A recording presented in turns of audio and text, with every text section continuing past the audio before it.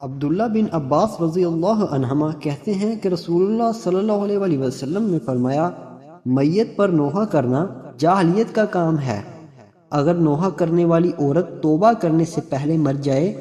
تو وہ قیامت کے دن اس حال میں اٹھائی جائے گی کہ تارکول کی قمیض پہنے ہوگی اور اس کو اوپر سے جہنم کی آگ کے شعلوں کی ایک قمیض پہنا دی جائے گی۔ اگلی حدیث، عبداللہ بن عمر رضی اللہ عنہما کہتے ہیں کہ رسول اللہ صلی اللہ علیہ وآلہ وسلم نے ایسے جنازے کے ساتھ جانے سے منع فرمایا جس کے ساتھ کوئی نوحہ کرنے والی عورت ہو۔ اگلی حدیث، رسول اللہ صلی اللہ علیہ وآلہ وسلم نے فرمایا، جو شخص نوحہ میں گریبان پھاڑے، منہ پیٹے اور جاہلیت کی پکار پکارے وہ ہم میں سے نہیں ہے۔